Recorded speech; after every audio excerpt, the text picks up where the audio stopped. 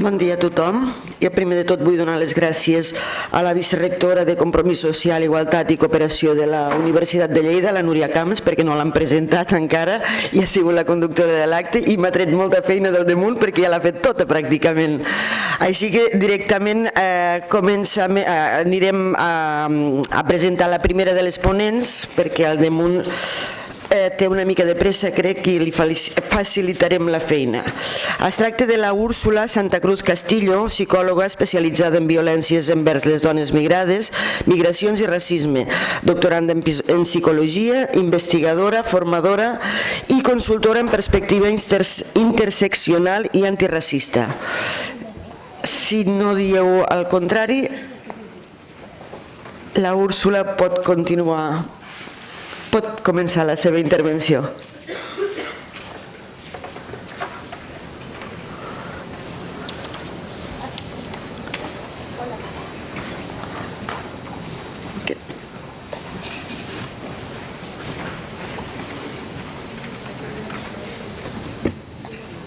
Hola, bon dia.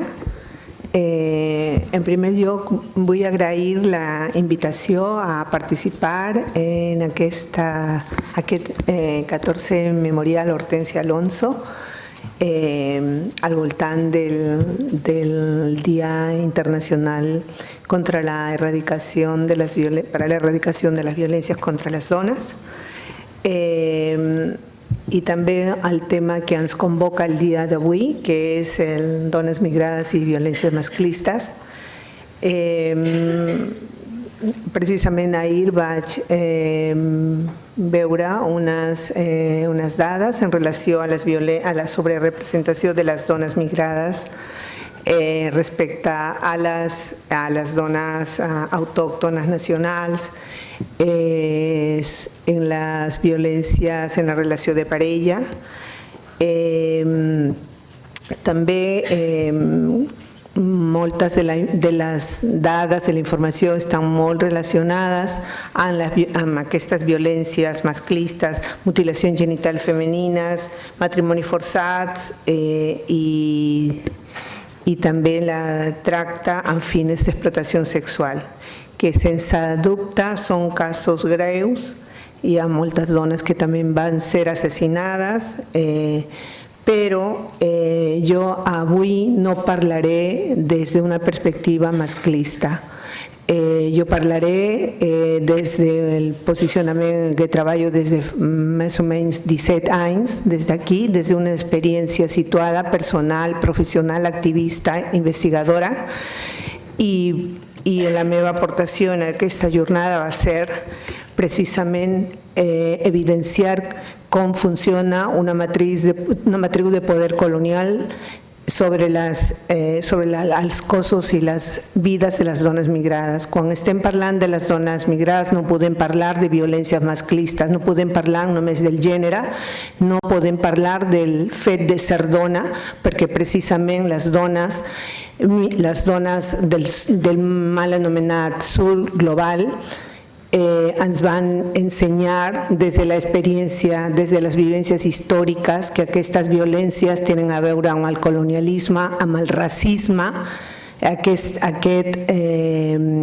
categoria que és una invenció que no existeix però que forma part de totes les violències i que és transversal i que no es pot obviar i que malauradament a la perspectiva interseccional, per exemple, que s'ha començat a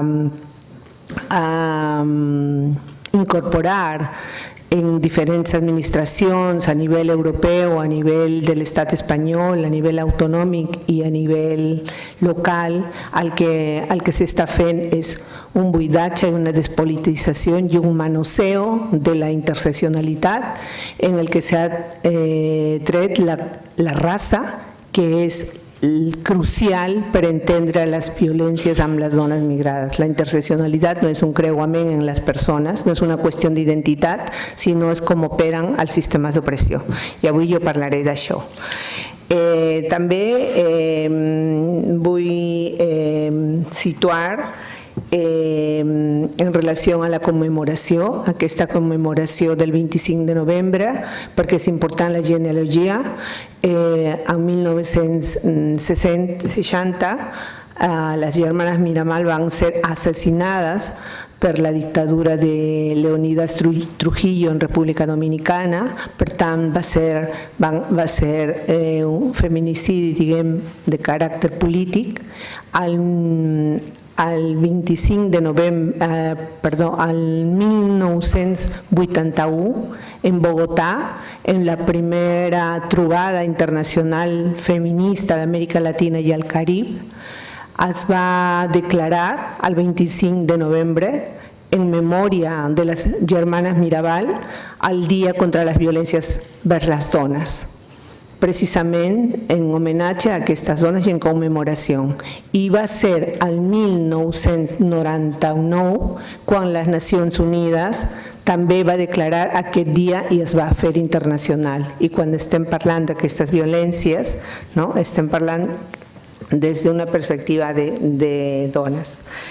I també hi ha tot un recorregut en relació a les violències. Com sabem, es va posar el focus a partir dels anys 50 precisament en les violències en la relació de parella, perquè van ser com molt a l'àmbit domèstic i que van ser visibilitzades, que són violències molt greus que precisament ocorren en aquest espai familiar.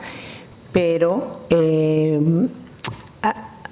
no, al 1995, amb la conferència de Beijing, quan es va començar a treballar tots els temes de les plataformes, precisament les dones de pobles indígenes, de dones afrodescendents i dones al sud global, van començar a evidenciar i a denunciar les altres violències que tenen a veure, que no només és el fet de ser dones, sinó que tenen a veure amb el territori, tenen a veure amb l'explotació econòmica, l'explotació de la terra, a l'explotació dels recursos. I van fer aquesta relació amb el colonialisme i a finals dels 80 amb tot el procés anomenat globalització i que va fer també com a l'inici d'unes cadenes migratòries més a nivell internacional que té a veure amb un model neoliberal a nivell internacional. La perspectiva de gènere ens ha donat aportacions en relació a les migracions, en relació a la feminització de les migracions, a la participació i protagonisme de les dones. També es parla del context de migració de les dones migrades i es parla de les condicions de vulnerabilitat associades al fet migratori. La pregunta que ens fem des de diferents moviments antiracistes és de quines condicions migratòries estem parlant. Quan es parla de vulnerabilitat, quan es parla de condició migratòria associades a les dones migrades, sembla que fossin uns enunciats i que són inherents a les dones migrades, però poques vegades es pregunta, s'interpel·la, se qüestiona què és això, què passa. Està tan normalitzat els tipus de treball que fem les persones migrades, les dones migrades, els homes migrats també. Està tan naturalitzat aquestes explotacions dels seus cossos que mai la gent s'indigna, i per això també les feministes descolonials, les feministes antiracistes qüestionen quan tot l'interès i la preocupació per la tracte amb fins d'explotació sexual, però mai hi ha aquesta mateixa preocupació per la tracte amb fins d'explotació laboral i econòmica en el que viuen milers de persones treballant com a jornaleres en condicions infrahumanes. Llavors, després de dir tot això, hi ha una qüestió que a mi em sembla important, i que precisament deia que jo vull aportar en aquesta intervenció que té a veure en la necessitat, la urgència de replantejar el marc epistemològic, els marcs d'anàlisi quan parlem de les violències amb les dones migrades. De què estem parlant quan parlem de les dones migrades, de les violències que viuen? Segons la llei catalana, segons la llei integral de violència de gènere i també des de les nostres intervencions es parla precisament de les violències en la relació de parella, en les mutilacions genitals femenines, el matrimoni forçat, el tracte amb fins d'explotació sexual i en els tres primers tipus de violència, qui són les persones agressores? Las personas agresoras son la pareja, que inmediatamente se asocia que también es una persona migrada o racializada como ella, la familia, la comunidad, o sigui que aquestes violències són violències interpersonals, de les quals s'ha de salvar, s'ha de protegir a les dones migrades. L'Estat, les seves institucions van a protegir-les, però qui protegeix a les dones migrades del racisme, de les violències institucionals que cada dia violenten els cossos, les vides, les possibilitats, les oportunitats de vida, la vulneració de drets de cada dia, la negació del dret d'empadronar-se, de tenir una feina, de poder tenir una vida, un treball digne, en condicions, de poder llogar un pis. ¿No? Pero las personas migradas están viviendo en habitaciones, familias senceras, el no acceso a la tarjeta sanitaria, el cuestionamiento de las maternidades migradas, que están en molts territoris. Des de les institucions estem parlant de violències que posen en qüestió les maternitats, dones que estan sota sospita des de serveis socials, des dels ambulatoris, des del sistema educatiu. Les seves estètiques, dones considerades, construïdes des de discursos que les construeixen com dones amb mancances, inferioritzades, subalternitzades i víctimes de les seves cultures d'origen. Estem fartes de parlar, de reduir les violències i culpabilitzar a les famílies, als propis col·lectius. No dic que no existeixen, però les violències no es poden mirar només des d'una sola vessant de manera esbiaixada. Precisament, el feminisme descolonials, les perspectives interseccionals ens mostren que les violències, que els sistemes d'opressió són diversos i que mai actuen separats. No podem parlar de les violències, per exemple, de gènere. Una dona migrada no és una suma, no és una sumatòria. En una dona migrada està en la seva estètica, en el seu cos, està entrellaçat la classe, la raça, l'ètnia, la religió, el gènere. I tot això està al mateix i no es pot separar. I quan treballem, per exemple, unes violències en la relació de parella, no podem només estar parlant de la situació en relació a la parella. A més, des d'una mirada racista que només pensa que les violències són exercides per homes migrats com elles, perquè hi ha moltes violències que es donen en parelles que són mixtes, amb persones espanyoles, catalanes, europees, on el racisme és l'element estructurador d'aquestes violències. I això nosaltres, des de les nostres actuacions professionals, l'hem identificat. I aquestes violències no tenen a veure només amb el fet de ser dones, tenen a veure amb la seva procedència, amb la seva religió, amb la seva cultura.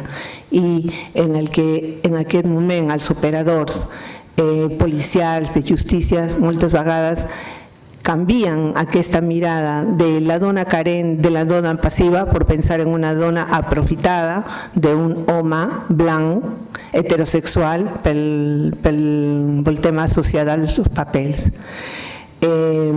Aquestes violències, quan es fa des de la intervenció, poques vegades s'intervé sobre el tipus de feina que tenen les dones migrades. Des de diferents estudis que hem fet nosaltres amb dones migrades, quan parlem de violències, preguntem de quines violències parlem quan parlem les dones migrades.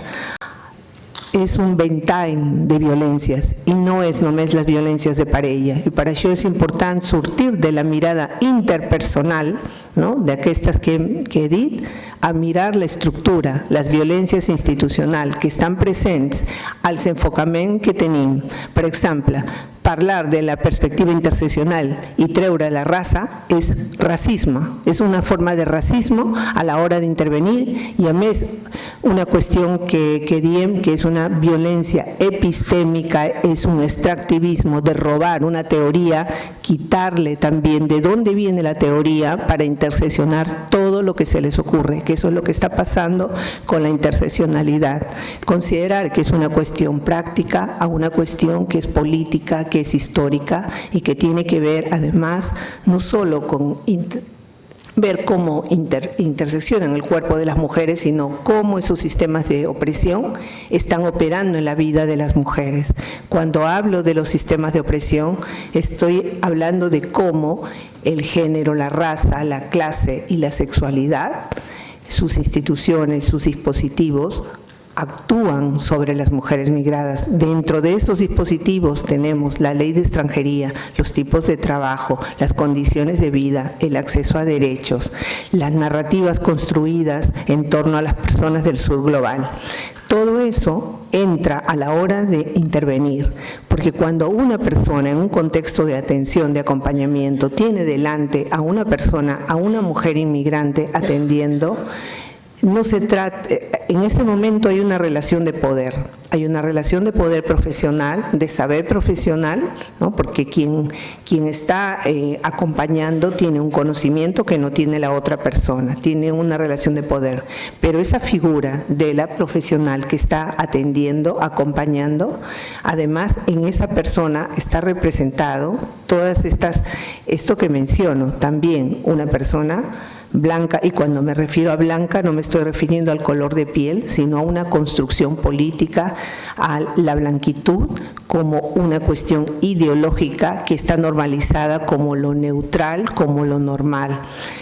La blanquitud vendría a ser la norma. La norma, por ejemplo, blanquitud es cuando pensamos en el modelo de familia. ¿Cuál es ese modelo de familia? Cuando pensamos en un modelo de mujer, ¿cuál es el modelo de mujer? Cuando pensamos en las maternidades, ¿cuál es el modelo de maternidad? Cuando pensamos en los valores, ¿cuáles son esos valores? Generalmente son occidentales, son europeos o estadounidenses. Y esos modelos, esas formas de ver, esas estéticas, todo eso está en la estructura, está en el sistema de creencias y de prejuicios, está en nuestros protocolos, está en los enfoques, en las maneras como abordamos, está presente en todo. La violencia institucional no solamente la ejerce quien hace, o la violencia institucional racista no solo quien hace la atención, sino que muchas veces la que no se ve es la que está plasmada en por ejemplo, en las políticas públicas, en las leyes. Allí eso es lo que legitima determinadas prácticas. Cuando, por ejemplo, la ley de extranjería, que habla de la integración social y económica de las personas inmigrantes, ¿de qué integración social y económica está hablando? O sea, ahora con el nuevo reglamento de extranjería, el nuevo reglamento de extranjería ha disminuido a 2 años poder regularizarse. 5 tipos de arraigo han dejado fuera a las personas demandantes de asilo. Hay violencias que nunca, por eso es muy importante quién es ese mujeres cuando se habla de las violencias contra las mujeres, porque hay violencias que nunca van a vivir, nunca van a experimentar, por ejemplo, las mujeres de este país, las mujeres con un DNI. Hay violencias que jamás las van a experimentar, porque aunque sean pobres, ¿no?, porque siguen siendo españolas. A ellas no les va a parar la policía, puede que no tenga dinero, pero su fenotipo, su cultura o su procedencia no va a ser una limitación o un obstáculo para conseguir, por ejemplo, una habitación o un trabajo. Hablar, por ejemplo, muchas veces se utiliza el concepto de empatía para hablar en los servicios de acompañamiento. Yo diría que más que hablar de empatía, porque la empatía es ponerse en el lugar de otra persona, y creo que no nos podemos poner en el lugar de nadie, porque esas experiencias son únicas y no podemos saber sentir. Es importante plantearnos como la justicia social cuando estamos atendiendo, ¿no? Porque hay muchas entidades que trabajan desde el buenismo, ¿no?, pero desde lo bueno y lo malo, pero no se trata de eso, se trata de la justicia social, y ese es el punto importante y el reto al que hay que trabajar. Yo estaba hablando de que desde la perspectiva desde la cual yo trabajo y muchas otras compañeras, hace 15 años, más o menos, aquí en el territorio español, en Cataluña, comenzó a hablarse de la interseccionalidad, el movimiento antirracista, así como tal, hace 10 años más o menos nos hemos hecho visible en todo el territorio español. ¿Y por qué nos hemos hecho visibles? ¿Por qué tenemos otro discurso? ¿Por qué estamos dando la pelea? ¿Por qué estamos diciendo, por ejemplo, un 8 de marzo, hablando de que el feminismo tiene que ser antirracista o no será? ¿Por qué estamos poniendo el énfasis en el antirracismo? Porque no se ve. Porque el racismo también, la manera como está pensado, es como si fuera un conjunto de prejuicios, de actitudes, de creencias, y el racismo lo asociamos muchas veces a la derecha y a la ultraderecha, y parece que los partidos de izquierda no fueran racistas. Todos somos racistas. Todos y todas estamos socializadas en sociedades racistas, ¿no? Y poner el énfasis en el racismo en todos los aspectos de la vida significa poder entender que el racismo, así como el patriarcado, es un sistema de dominación, es un sistema de opresión que está legitimado a través de las instituciones. El racismo no se combate con una charla de sensibilización, no es una cuestión de educar a un grupo de personas, porque está en la estructura, así como el patriarcado. El racismo tiene que ver con una jerarquía. Decía que la raza no existe, evidentemente que no existe, pero se ha construido una jerarquía racial a partir de la colonización, una jerarquía racial de personas, de territorios, de países, y eso sigue operando hasta la actualidad. Por eso hablamos de colonialismo, hablamos de racismo. Las personas que hemos migrado, las personas del sur global, no migramos como ciudadanos, ciudadanas del mundo. Nosotros migramos como trabajadores, como migrantes, como una categoría peyorativa, despectiva, que asocia a pobre, a sur global, a tercermundista. Eso, nosotras, la categoría de ciudadanos del mundo no aplica para las personas migrantes, porque al migrar tenemos que cruzar unas fronteras, las políticas migratorias, pero que no son solamente las políticas migratorias, son distintos tipos de fronteras que tenemos que vivir en el día a día y superar los obstáculos, que todo eso es desgastante, es doloroso. Cuando estamos hablando de violencias, esas violencias no se ven, pero son muy matan poco a poco. Quienes trabajamos en servicios de acompañamiento a mujeres inmigrantes y que no están denominados violencia como tal, ¿no? Violencia de género, porque, por ejemplo, junto con unas compañeras, nosotras hace 5 años, casi 5 años, hemos creado una asociación en Barcelona, desde la cual acompañamos a mujeres inmigrantes y racializadas. Nosotras nos posicionamos hablando de que las violencias, o sea, son patriarcales, son heteronormativas, son racistas, y estamos hablando de que la irregularidad administrativa es una violencia, y es una violencia brutal que pone a las personas en una situación de indefensión, de vulnerabilidad, que viven en el día a día, de gente que vemos que está cansada, que está deprimida, que vive en estado de alerta constante, porque tiene miedo a que le vayan a quitar, a que las puedan deportar, tienen miedo a poder denunciar explotaciones laborales,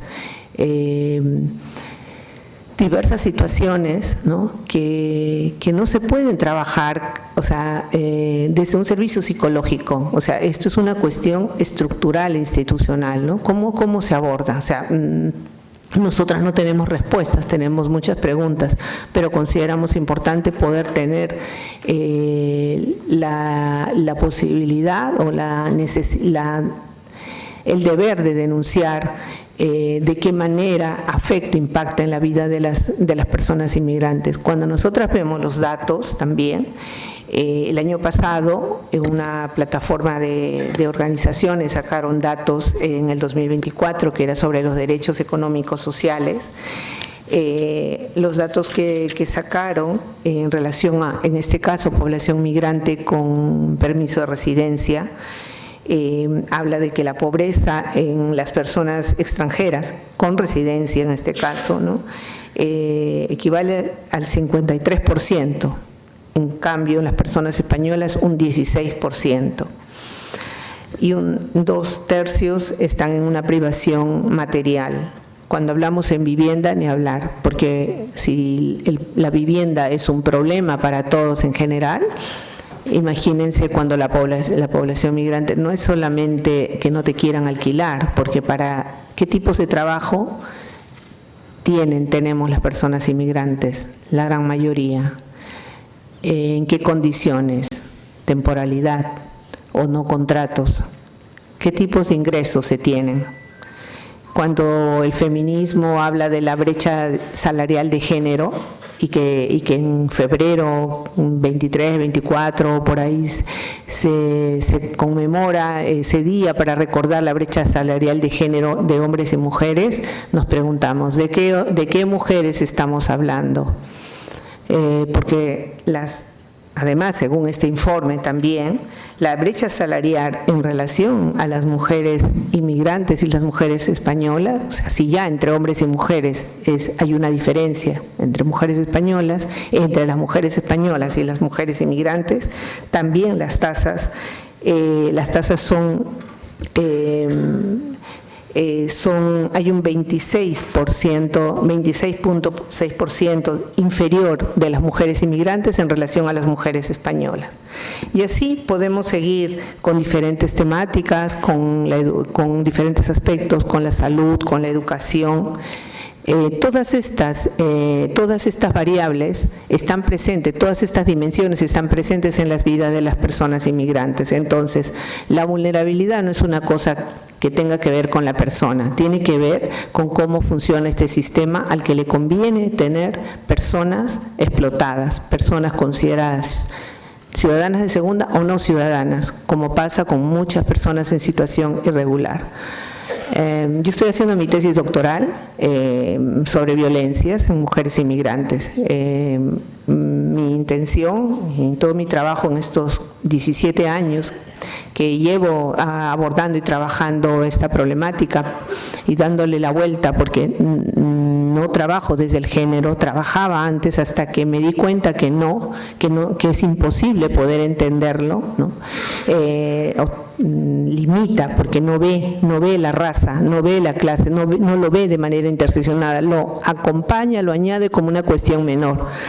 En el caso, por ejemplo, de las mujeres mayores, mi investigación va del tema de las mujeres inmigrantes, estoy en tema laboral, y me llevó a una reflexión, a una pregunta, ¿no?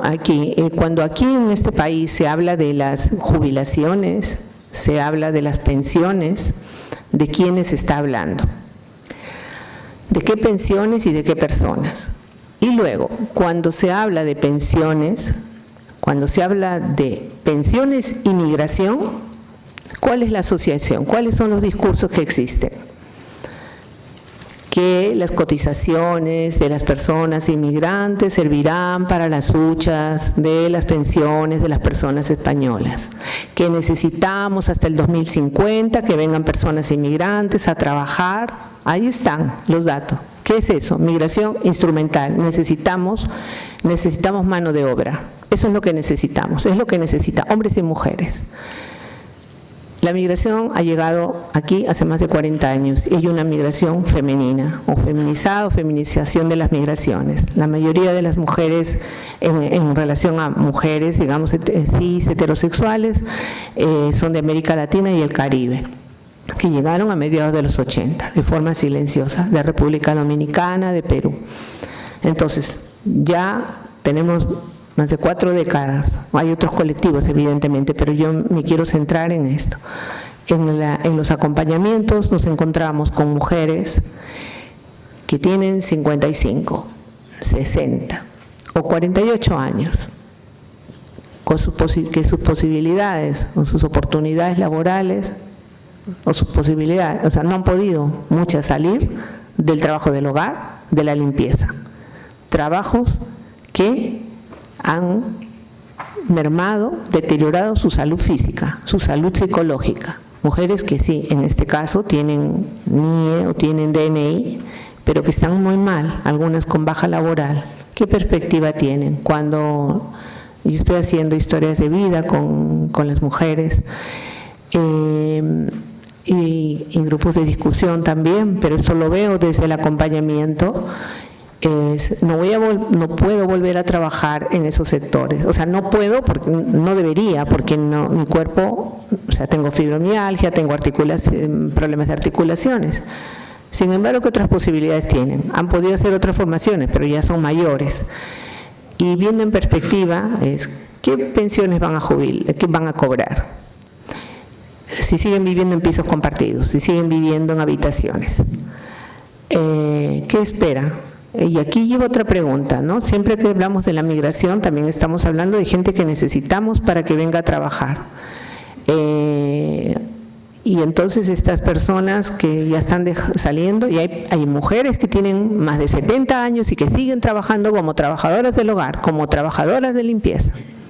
Eso no sería motivo para preocuparnos, no sería motivo para denunciar la explotación laboral, económica que viven las personas inmigrantes, las mujeres inmigrantes en este caso, ¿no? Cuando estamos hablando de este tipo de violencias, porque son violencias, estamos viendo, hay otros cuerpos, como siguen llegando personas migrantes, entonces se repone la mano de obra con otros cuerpos, con mujeres jóvenes en condiciones de precariedad, de exclusión, de irregularidad, que le viene muy bien a este sistema. Que le viene muy bien, unas que van saliendo y que ya se verá quién se hace cargo de ellas y en qué condiciones, mientras que hay otras mujeres que vendrán a trabajar. Cuando estamos hablando de contratos laborales, también este estudio que refería a este informe hablaba de la temporalidad en los contratos de las personas inmigrantes. Temporalidad o trabajar sin contrato, que es lo que pasa muchísimo, ¿no? Entonces, porque hay una relación de poder, hay situaciones de poder y que no es solamente de relación hombre-mujer. Por eso las feministas descoloniales hablan cuando se refieren a las desigualdades de hombre y mujer, dice, estas relaciones de desigualdad hombre y mujer no se pueden ver por separado, sino se inscriben dentro de una matriz de poder colonial más amplia. Y ponen como ejemplo, por ejemplo, las mujeres en Guatemala, de pueblos originarios, ¿no? Violencias que hay en sus relaciones de pareja, pero que estas violencias no se pueden ver solo que vamos a ir a salvarlas a ellas, ¿no? En sus comunidades, cuando ellas y ellos están viviendo una violencia colonial, están luchando por sus territorios, por toda la violencia racista que existe hacia sus comunidades, ¿no? Entonces, y se plantea esa perspectiva de verla. Y aquí también tiene que ver, es importante, por eso, cuando estamos hablando de migraciones. Yo hago muchas formaciones a profesionales de la administración pública que trabajan con personas inmigrantes. Y la mayoría de veces que pregunto a las personas que trabajan con población migrante, ¿qué formación tienen en relación a migraciones, en relación a antirracismo, en relación a interseccionalidad? Es muy poca, poquísima. Y la poca que tienen, la mayoría lo han hecho por su cuenta. Entonces, y cuando trabajan, si uno no se interpela, no comienza a cuestionarse, o sea, luego sí que existe una frustración, porque las violencias no las trascienden la intervención social, todas las violencias, porque es una cuestión estructural, ¿no?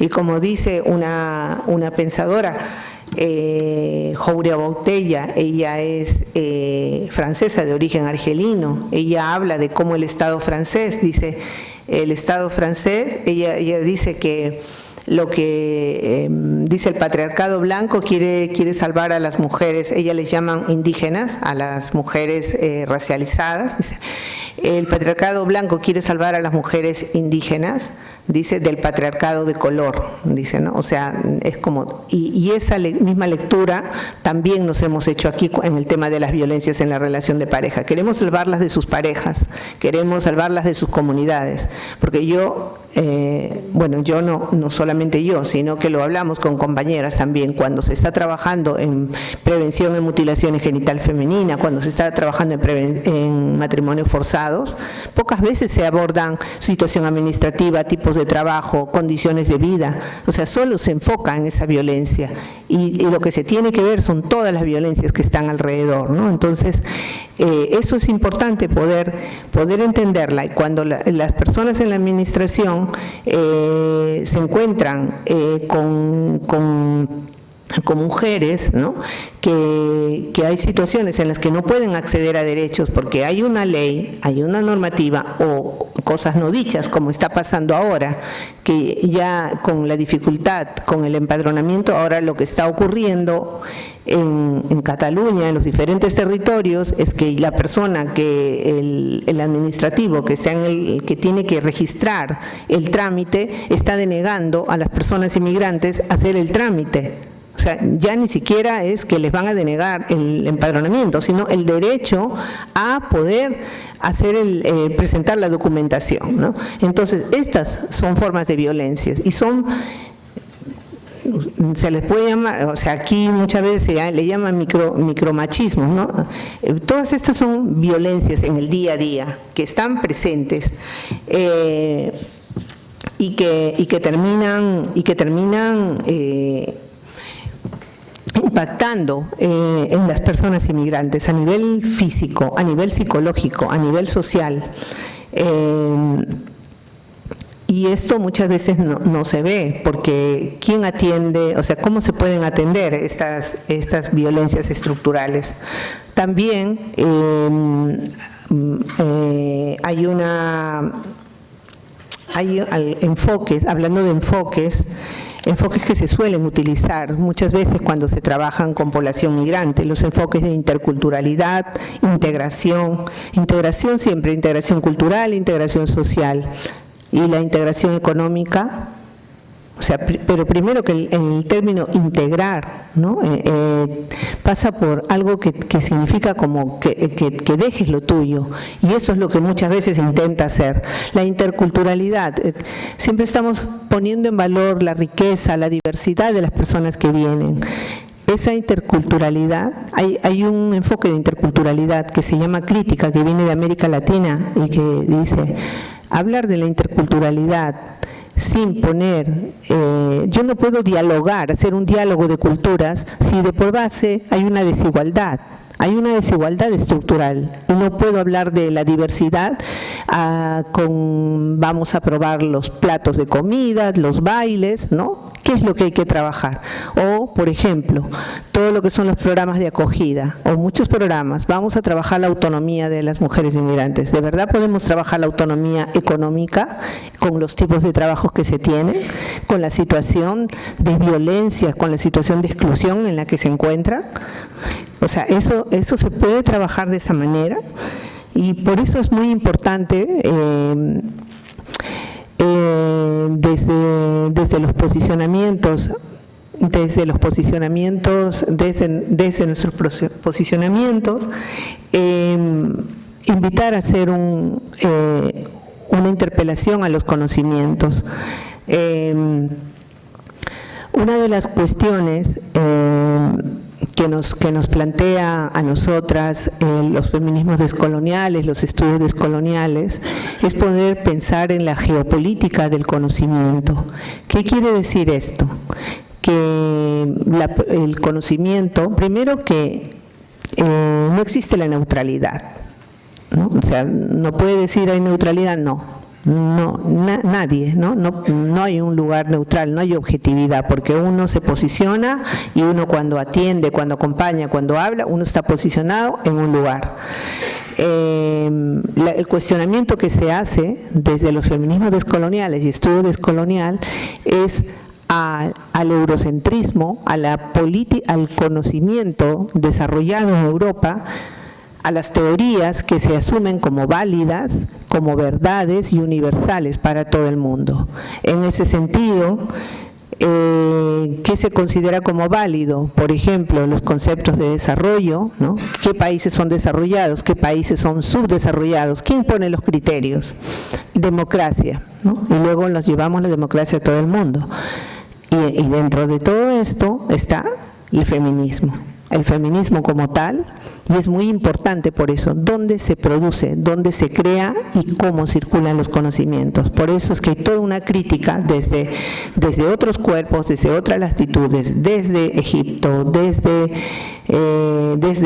países asiáticos, desde las mujeres negras en Estados Unidos, con toda la perspectiva interseccional, los eslabonamientos de opresiones, o las mujeres, las feministas comunitarias, feministas descoloniales, afrodescendientes en América Latina y el Caribe, que cuestionan a ese feminismo cuando dice, ¿quién es ese sujeto mujeres? ¿Quiénes son todas esas mujeres? Cuando ese sujeto mujeres y toda la teoría del feminismo está desarrollada y pensada, primero sabemos, ¿no? Creada en la época de la Ilustración, pensada por un feminismo burgués, heterosexual, blanco. Y ese feminismo que tiene como único horizonte la opresión de las mujeres y que piensa que el patriarcado es la única opresión que viven las mujeres y que vamos a llevar la liberación al mundo, esa es la crítica que se hace desde los feminismos descoloniales, desde los feminismos del sur global, a un feminismo que en ningún momento ha visto o ha hablado del colonialismo ni del racismo. Un feminismo que no reconoce, que nunca reconoció las luchas por las mujeres, las luchas anticoloniales, las resistencias que se dieron desde el día 1 con la colonización, y que precisamente son las que ponen el tema racial y el racismo como explotación de recursos, explotación de territorios, que sigue vigente y que en este caso son las personas de estos países, somos las personas de estos países que hemos ido a otros lugares a trabajar y ser mano de obra barata, mientras en nuestros territorios se van expoliando los recursos. Y las migraciones es importante poder verlas desde esta dimensión. los feminismos descoloniales invitan a interpelarse, a pensar que el sujeto mujer, o sea, ¿quiénes son ese sujeto mujer? Y estas mujeres del sur global están atravesadas por el racismo, por el clasismo, ¿no? El capitalismo, por la colonialidad. Y también hay toda una explicación, por ejemplo, de lo que es la propia colonialidad del género, que no voy a entrar. La manera como se construye desde los discursos a las mujeres inmigrantes, Chandra Mohanty nos dice que hay un colonialismo discursivo en la manera como las construimos, y eso está presente en nuestras políticas públicas, está presente en nuestros programas, está presente en la manera como nosotras abordamos, en la manera como nos dirigimos, cómo atendemos, muchas veces que robamos la agencia, muchas veces consideramos como mujeres con pocos conocimientos. Es importante poder darle la vuelta a la manera como los conocimientos que tenemos se dan como verdad y que muchas veces son cuestionados, y precisamente por eso es que hacemos una lucha desde los movimientos antirracistas, feministas antirracistas, cuando nosotras estamos hablando y después de haber hablado igual nos dicen es la clase o es lo que sea, o las mujeres tenemos la misma lucha. ¿Quién tiene el privilegio de decir eso? Arrogarse desde un lugar que no ve lo que los otros cuerpos, lo que las otras mujeres están viendo. Creo que ya se me agotó el tiempo. Muchas gracias. Y bueno, si tienen alguna pregunta o comentario, aquí estoy para contestar.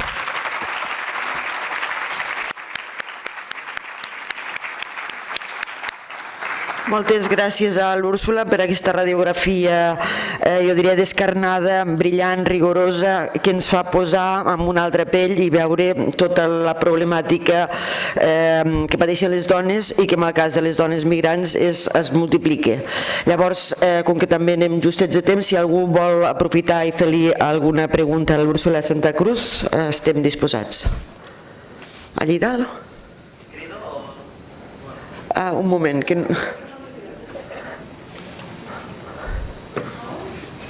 A l'esquerra.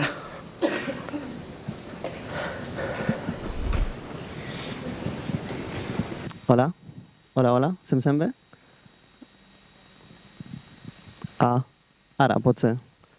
Bueno, Úrsula, molt interessant, la veritat. Jo et volia fer una pregunta més ambientada en la geopolítica econòmica, perquè sí que actualment, per exemple, tenim Hongria o Japó que tenen polítiques com més tancades a la migració, i et volia preguntar que tu, com a persona que treballa amb gent migrada, realment creus que aquí a Espanya, a Catalunya, tenim unes bones polítiques per que hi hagi un bon ambient amb les persones migrades, o creus que encara falta molta feina i molt treball per a que realment es puguin assolir aquests conceptes? Ja està, és aquesta pregunta.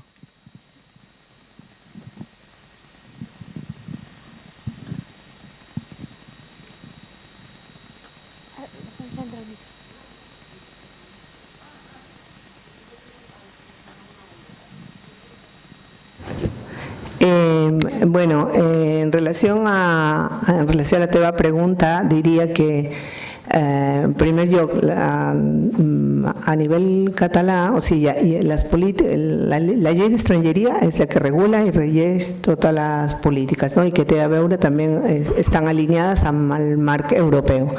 Les polítiques catalanes